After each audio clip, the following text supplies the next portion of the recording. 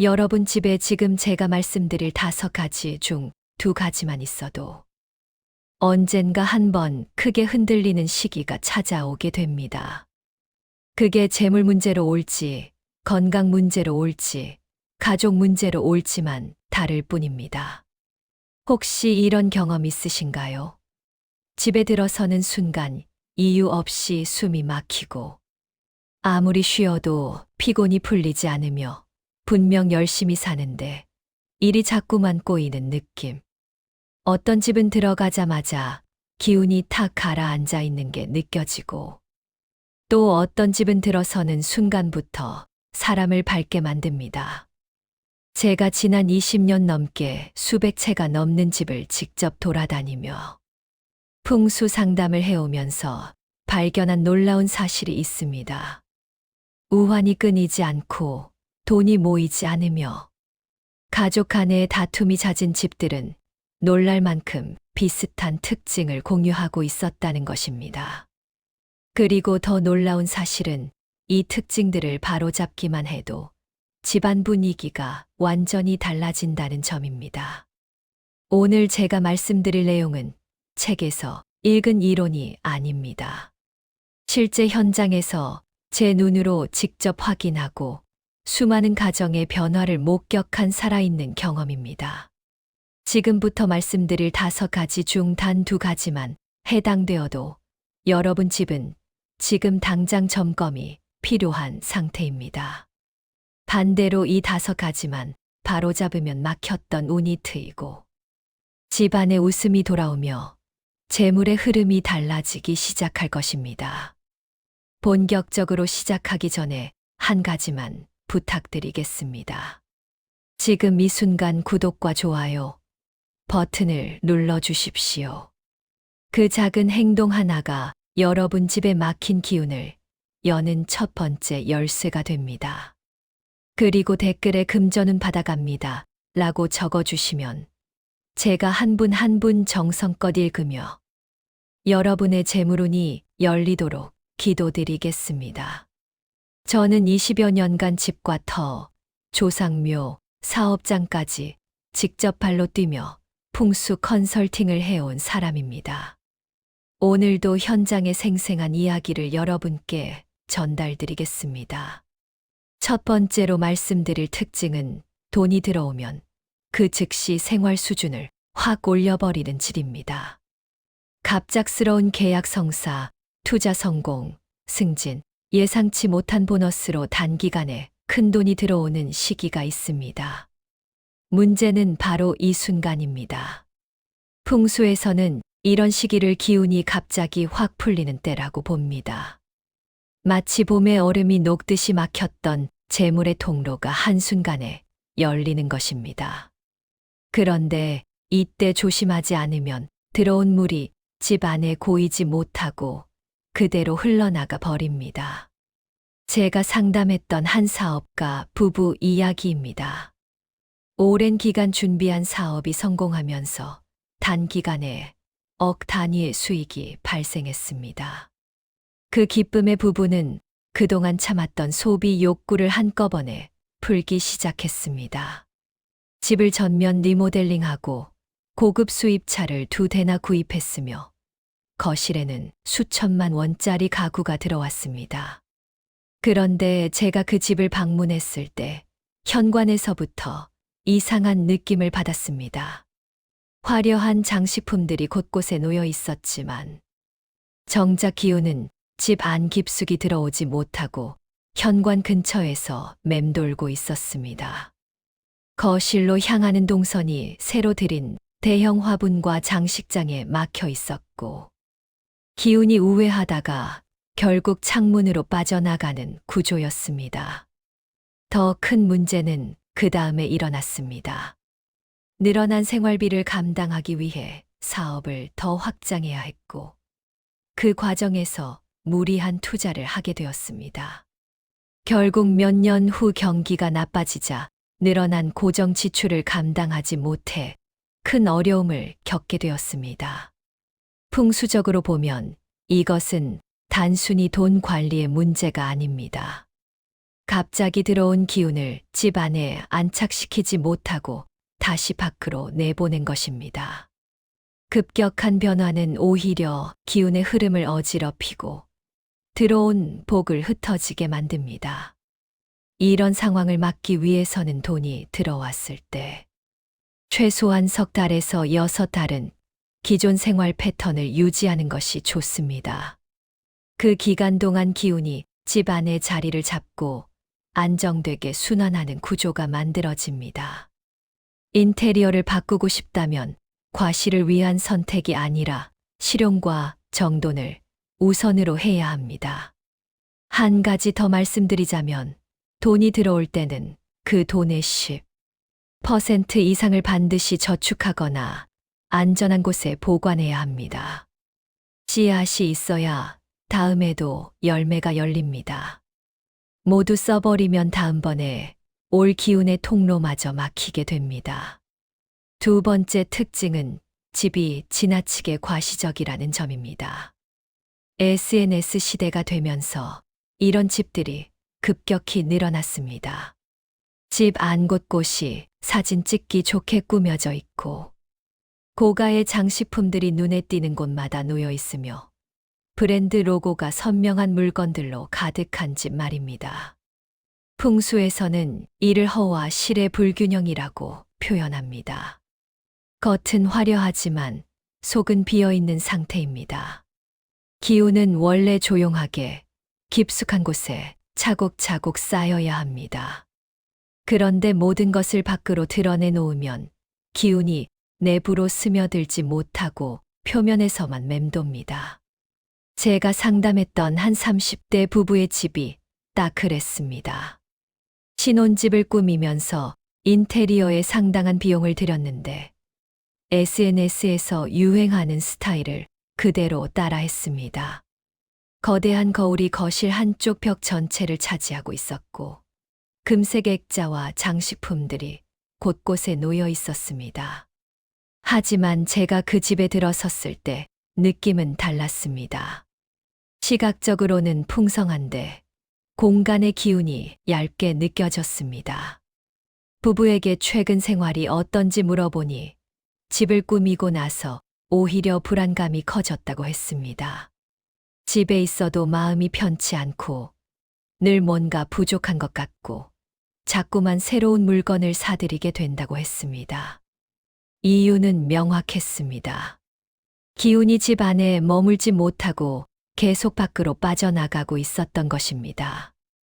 특히 거실 전체를 차지한 거울은 들어오는 기운을 그대로 반사시켜 다시 밖으로 내보내고 있었습니다.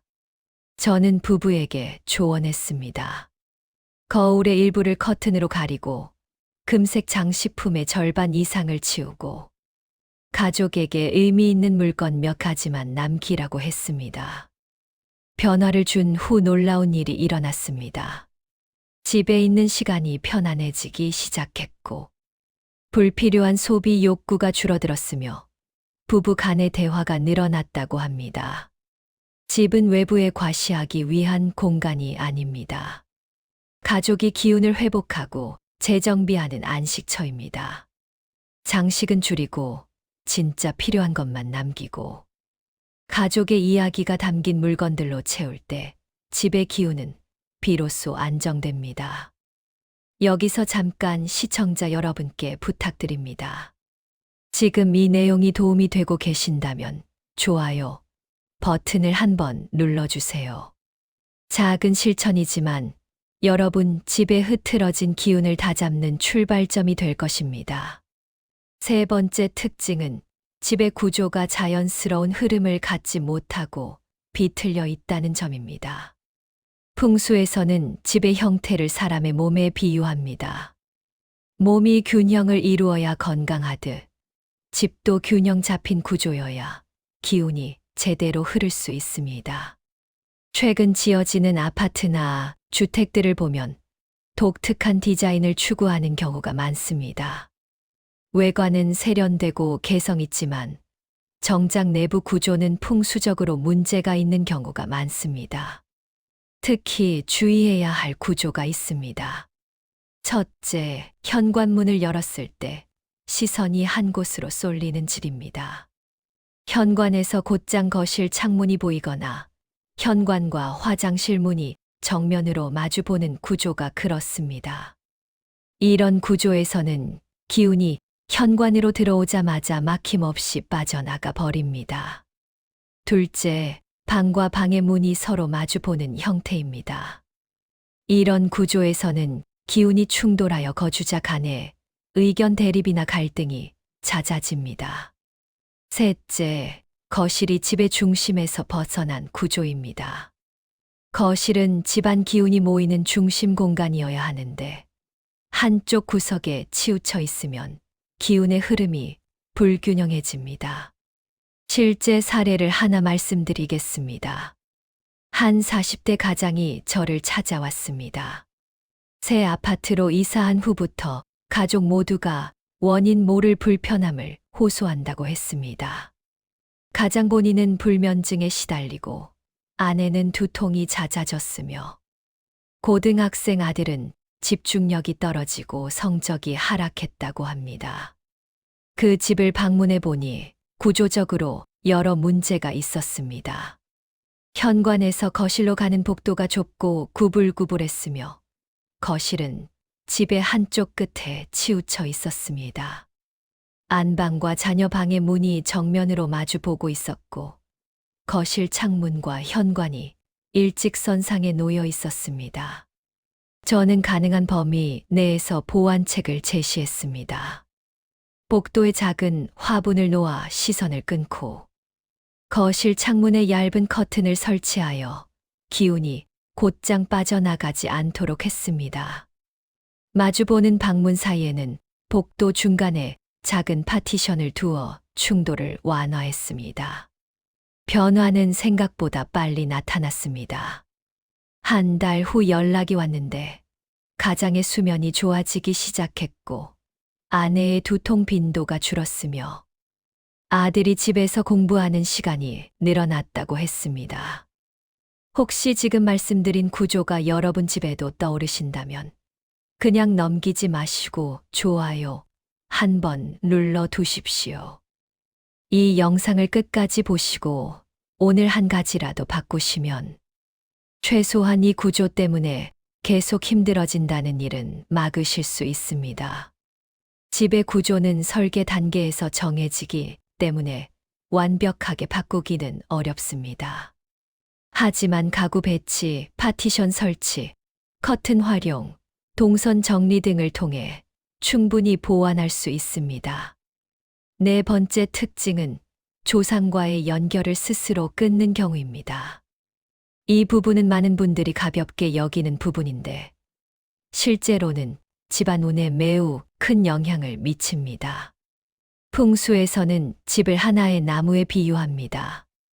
조상묘는 그 나무의 뿌리이고 현재 살고 있는 집은 줄기이며 자손들은 가지와 잎입니다. 뿌리가 튼튼해야 줄기가 굵어지고 줄기가 건강해야 가지와 잎이 무성해집니다. 뿌리가 약하거나 손상되면 아무리 줄기와 가지에 영향을 줘도 나무 전체가 시들기 시작합니다. 최근 들어 조상묘를 관리하기 편하게 한 곳으로 모으거나 납골당으로 이장하는 경우가 늘어나고 있습니다. 물론 현실적인 이유가 있을 것입니다. 하지만 풍수 관점에서 보면 조상묘의 위치를 바꾸는 것은 단순한 행정 처리가 아닙니다. 이 결정을 가볍게 내리면 집안이 서서히 혹은 한 번에 크게 흔들리는 계기가 됩니다. 제가 상담했던 한 가정의 이야기입니다. 50대 가장이 형제들과 상의하여 조상묘 5기를 한꺼번에 이장하기로 결정했습니다.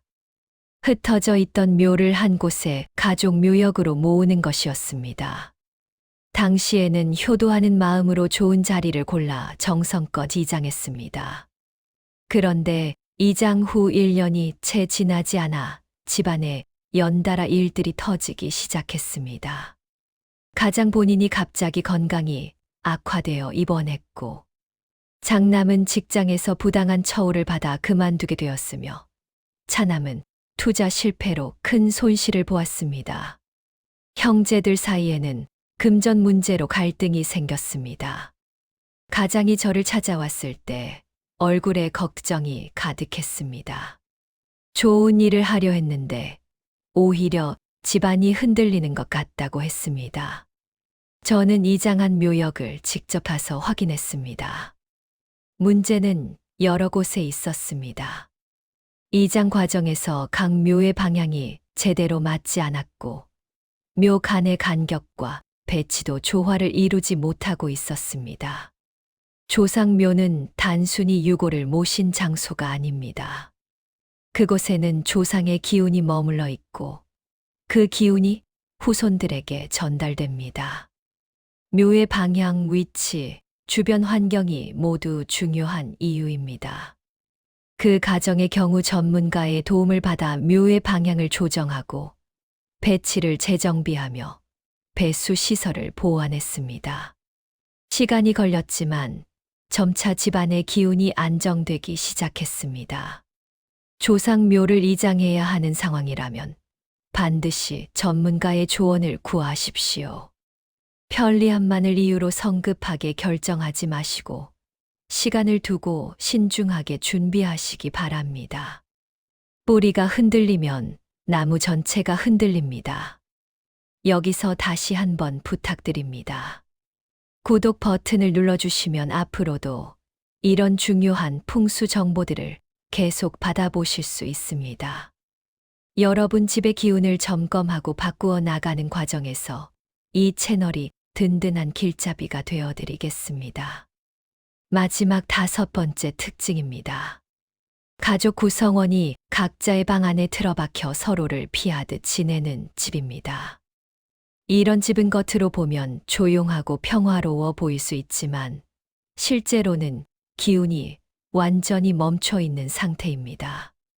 풍수에서 집의 기운은 사람의 움직임과 대화로 만들어집니다.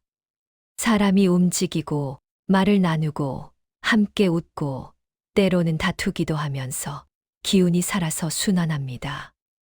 그런데 각자 방에 들어가 문을 닫고 나오지 않으면 기운의 흐름이 끊어집니다. 이런 집의 특징을 보면 몇 가지 공통점이 있습니다. 첫째, 방문이 거의 열리지 않습니다. 아침에 일어나서 나왔다가 저녁에 들어간 후에는 다음 날 아침까지 문이 닫혀 있습니다. 둘째, 집안이 지나치게 조용합니다. 사람이 살고 있는데도 인기척이 느껴지지 않습니다. 셋째, 식사조차 각자 해결하는 경우가 많습니다. 제가 상담했던 한 가정이 있습니다. 40대 부부와 고등학생 자녀 둘, 내 식구가 사는 집이었는데 부부가 저를 찾아온 이유는 자녀들 때문이었습니다. 큰아이는 학교에서 돌아오면 방에 들어가 문을 잠그고 작은 아이도 거실에는 거의 나오지 않는다고 했습니다. 그 집을 방문했을 때 느낌은 묘했습니다. 집은 깨끗하고 정돈되어 있었지만 사람의 온기가 느껴지지 않았습니다. 마치 전시장 같은 느낌이었습니다.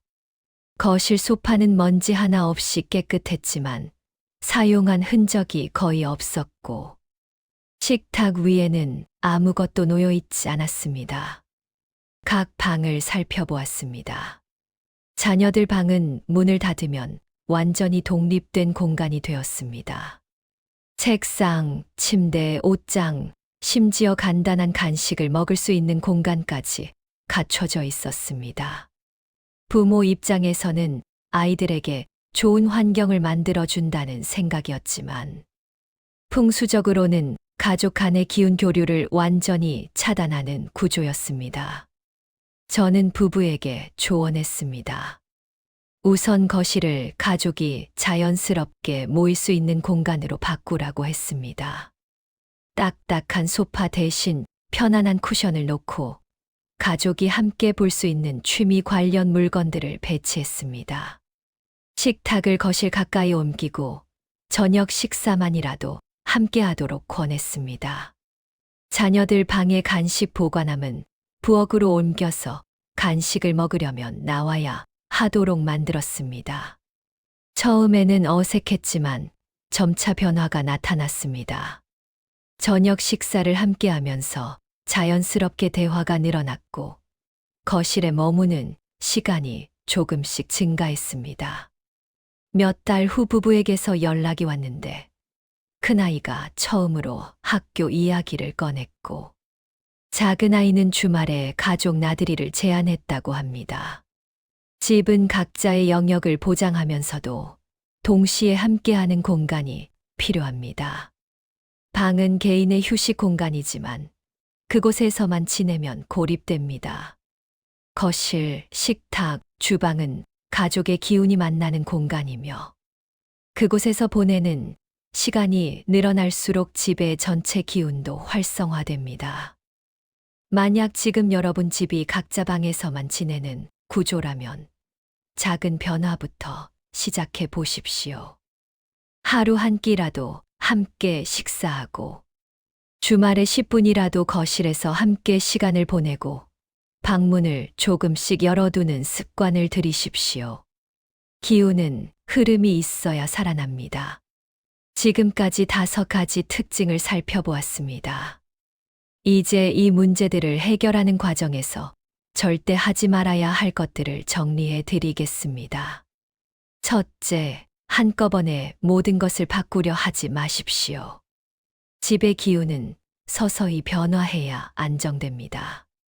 하루아침에 가구를 모두 바꾸고 인테리어를 완전히 뜯어고치고 생활 패턴까지 급격하게 바꾸면 오히려 혼란이 옵니다. 한 달에 한 가지씩 천천히 차근차근 바꾸어 나가십시오. 둘째, 비어있는 공간을 그대로 방치하지 마십시오. 사용하지 않는 방, 창고, 다용도실 등이 오랫동안 방치되면 그곳에 정체된 기운이 쌓입니다.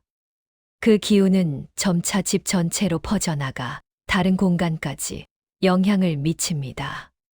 사용하지 않는 방이라도 정기적으로 환기하고 간단한 물건이라도 두어 기운이 완전히 끊어지지 않도록 하십시오. 셋째, 일직선 동선을 그대로 두지 마십시오. 현관에서 창문, 현관에서 화장실, 방문과 방문이 정면으로 마주보는 구조는 기운의 충돌과 누출을 일으킵니다. 파티션, 커튼, 화분, 작은 가구 등을 활용하여 시선을 끊어주는 것만으로도 큰 효과가 있습니다. 넷째, 집의 역할을 혼동하지 마십시오. 침실은 쉬는 곳이므로 지나치게 많은 전자기기나 활동적인 물건을 두지 마십시오. 거실은 활동하는 곳이므로 너무 어둡거나 무거운 분위기로 만들지 마십시오. 각 공간의 본래 용도에 맞게 꾸미고 사용할 때 기운의 흐름이 자연스러워집니다. 다섯째, 전문가의 조언 없이 조상묘를 함부로 옮기지 마십시오. 이장은 신중하고 또 신중해야 합니다. 편의만을 생각하여 성급하게 결정하면 후회할 일이 생깁니다. 반드시 경험 있는 전문가와 상의하고 충분한 시간을 두고 준비하십시오. 오늘 말씀드린 5가지 특징을 다시 한번 정리하겠습니다. 첫째, 돈이 들어오면 바로 다 써버리는 집. 들어온 기운을 안착시키지 못하고 흘려보내는 구조입니다. 둘째, 겉만 화려하고 속은 비어있는 집. 과시가 기운을 분산시키고 내부로 쌓이지 못하게 만듭니다. 셋째, 구조가 비틀려 기운이 제대로 흐르지 못하는 집. 동선과 배치가 자연스럽지 못해 정체가 발생합니다. 넷째, 조상과의 연결을 스스로 끊는 집. 뿌리가 흔들리면 줄기와 가지도 약해집니다. 다섯째, 가족이 각자 방에 갇혀 사는 집. 기운의 흐름이 끊어지고 고립이 심화됩니다. 이 5가지 중 2개 이상이 여러분 집에 그대로 있다면 지금은 아무 일 없어 보여도 언젠가는 한번 크게 휘청이는 순간이 찾아올 수 있습니다. 하지만 너무 걱정하지는 마십시오. 이 문제들은 모두 바로잡을 수 있습니다. 작은 변화부터 시작하면 됩니다. 오늘 말씀드린 5가지 중 단 한 가지만 먼저 선택해 바꾸어 보십시오. 작은 변화 하나가 흐름 전체를 바꾸는 출발점이 됩니다. 집은 단순한 건물이 아니라 살아 숨 쉬는 공간입니다. 사람의 기운을 받아들이고 그 기운을 다시 사람에게 돌려주는 그릇입니다. 여러분이 집을 돌보면 집도 여러분을 돌봐줍니다. 오늘 말씀드린 내용을 바탕으로 천천히 하나씩 여러분의 집을 점검해 보시기 바랍니다. 마지막으로 다시 한번 부탁드립니다. 좋아요와 구독 버튼을 눌러주시면 앞으로도 여러분의 집과 삶을 풍요롭게 만드는 풍수 정보를 계속 전해드리겠습니다. 댓글에 금전은 받아갑니다 라고 남겨주시면 여러분 한 분의 재물운이 활짝 열리기를 진심으로 기도하겠습니다. 집의 기운은 하루아침에 바뀌지 않습니다. 하지만 작은 실천을 꾸준히 이어가면 분명히 변화가 옵니다. 어느 날 문득 집에 들어섰을 때 이전과는 다른 편안함을 느끼게 될 것입니다. 그때 여러분은 알게 될 것입니다. 집이 살아났다는 것을, 기운이 흐르기 시작했다는 것을 말입니다. 다음 영상에서는 재물운을 끌어당기는 집의 구체적인 조건들을 더욱 자세히 말씀드리겠습니다. 오늘도 좋은 하루 보내시고 여러분의 가정에 평안과 풍요가 가득하기를 기원합니다.